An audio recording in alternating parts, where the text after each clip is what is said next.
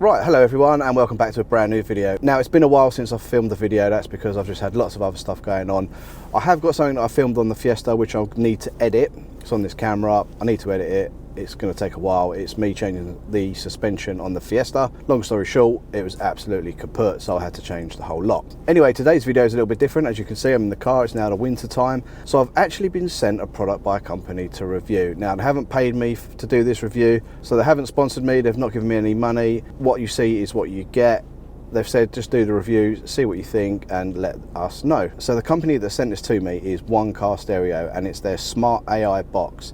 Now what it should be able to do is it should enable me to get in the car, switch it on, and then my CarPlay should automatically come up.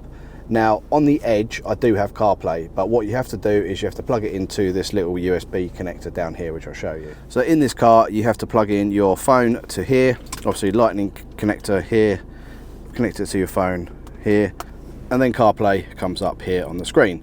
Now that's all well and good, but it means when you get in you've got to connect it up to here. So if you can save a little bit of time by having this Smart AI box connected like so, I mean there's the product there, if it zooms, if it focuses in, I mean it's upside down, but the Smart AI box, One Car Stereo. Now basically this connects by USB-C, connects into USB down here, chuck it into your car, follow the little instruction manual that you get here. I'm not going to show you how to do that, it's fairly self-explanatory. Obviously don't read the Chinese ones, read the English ones, unless you're Chinese of course, and then that'll make more sense to you. And then what you should be able to do is get into your car and then it loads up CarPlay. Now I'm going to turn the car off. Right, so that's the car off and now the radio turns off, everything shuts down, all good. So I don't think it's going to be any quicker doing it this way, if I'm perfectly honest with you, but we'll see. So press the button and let's see what happens. And obviously this is the car starting up, so the car takes a while for the stereo to kick in. Ford logo there. Kind of works similar to what I've got in the Fiesta, but obviously this is Apple CarPlay free, so it's there anyway.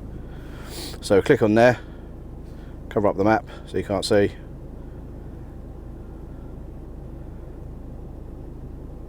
Right, it then detects your Smart AI box. At this point here I could be, you know, halfway on my way, I haven't plugged in my phone. The Smart AI box loads up like so, gives you this little interface here. Now obviously if you really wanted to you could load up YouTube, you can load up Netflix, these ones here, but obviously I'm interested in Apple CarPlay, so it works very similar to my old head unit that I've got in the Fiesta. All you need to do though is click speed play. I've synced the Bluetooth up on my phone to the Smart AI box, and then you can see here, I mean at this point I'll be halfway down the road. I know I could just like quickly clip this cable in and then CarPlay will come up, but I do like this as well because then when you're driving you have to have this plugged in, chuck your phone down there, whereas now, I know this sounds silly, right, well if I take the iPhone connector out because I don't need to charge it, I can have this little cubby hole shut the whole time and I've still got my CarPlay and my phone's not connected in, so I can leave that in my pocket, which is good. I've got access to Spotify, phone, music, maps, messages, everything, so it all works exactly the same. And I could go to my Spotify, loads up the Spotify on my phone. Obviously got all the music that I listen to, so you've got baby relaxing music, hospital records, high contrast, white noise for 10 hours. If you've got kids, white noise 10 hours helps them sleep, it's fantastic. Hospital music is alright, and I'll just play hospital music quickly. Actually I'm going to get copyrighted.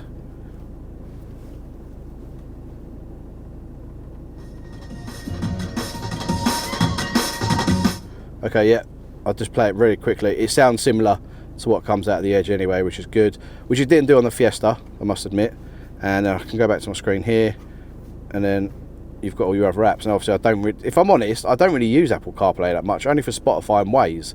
I don't use Telegram, don't use WhatsApp on here, I don't use Teams, don't use Ringo, you know, I don't use any of these apps, but I've got CarPlay now, a locked little cubby hole down here, and my phone can sit wherever it wants. It can sit in the drinks holder, it can sit over here, here, anywhere, you know, anywhere. I'll stay in my pocket, which is brilliant, and I think it just neatens up the car quite a bit. Now I'll be honest, so I haven't used the other part of the Smart AI, oh my god, I can't even say it, Smart AI box, purely because I don't want to. I don't need to watch YouTube. I don't need to watch Netflix whilst I'm driving. The options are there. It's on Android. I don't really like Android as it is anyway. However, the option's there if that's something you wanted. I'll put a link in the description for the product so you can actually have a look at it.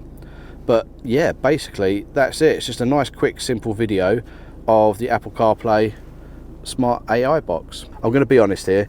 Plugging my phone in here to that cable there is a lot quicker loading up than it is there, and that's purely because this is obviously the Sony interface for the Ford. So it's hard to say. The only thing I don't like about that is that I either have to have my phone in this box here locked away, which isn't the end of the world, but it's a lot of faffing around, or I just have it normally just hanging and then sort of like here, and it's just sort of messy. So it neatens the car up quite a bit, and for how much I use Apple CarPlay, I think it's fantastic because it just hides all the cables away from me. I love cables being hidden. I'm one of them sort of people, and I really don't like cables. So I'm not going to do an unboxing for it because that's pretty boring. However, it does come in a nice little box. You've got this little box here that comes out, and then you've got this little neighbours are looking at me like an absolute nut job. You do get this little box. I mean, it looks good, it looks fancy, but let's be honest, once it's out of the box, you just lob it anyway, so it don't really matter. Keep hold of the instructions, I would say, purely because if it messes up, then, well, if it messes up, it messes up. You can just send it back, I'm sure.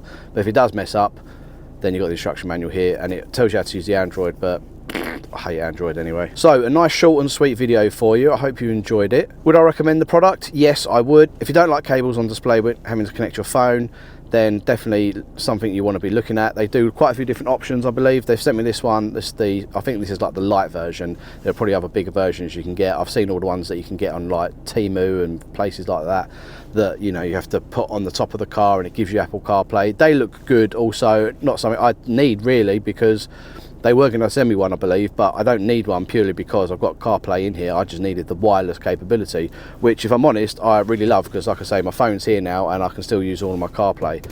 Obviously, I'll give you a 6-month review on it, so I'll see how it plays out. It may be that it keeps crashing, I don't know. I've not really got to use it too much, but from what I can see here, it's fantastic, just purely on that wireless capability. Yes, it takes a little bit of time to load up, but if I'm honest, when you're in the car, the first thing you should be doing is concentrating is on driving, not loading your phone up. And if you can get into the car, start driving, and then eventually that loads up by one click of a button on the screen, then I'm all for that really, because then I can just get to where I'm going. And I know how to get to most places anyway, so I don't really need Waze. And my life's boring, and I don't really drive to many sort of fancy places that I do need Waze. Anyway, thanks for watching. I hope you enjoyed the video. I hope one car liked the review that I've done. I know it's short and sweet, but it doesn't need to be a massive long review of the product. And yeah, like I say, I've got a video coming up for the Fiesta, so I'll try and release that soon. I'm really sorry I haven't done much content, but to be honest, there's not been much to do on the car. I've had other things to concentrate on getting done at home. YouTube isn't my #1 priority really at the minute. I've got a normal job, as I've always said. However, the Fiesta this year has kept me on my toes. It does need more work. It needs gearbox work doing to it. It's going to need new drive shafts or new drive shaft seals. It's leaking oil. It's got an MOT coming up.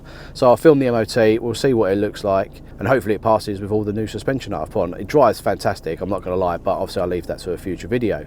Anyway, thanks for watching. I hope you enjoyed it. If you have, please consider subscribing to the channel. If you're already subscribed, thanks again for watching. Give us a thumbs up if you liked it. Give me a thumbs down if you didn't like it. Either way, as I always say, I don't really care. Anyway, thanks for watching, and I'll catch you in the next one.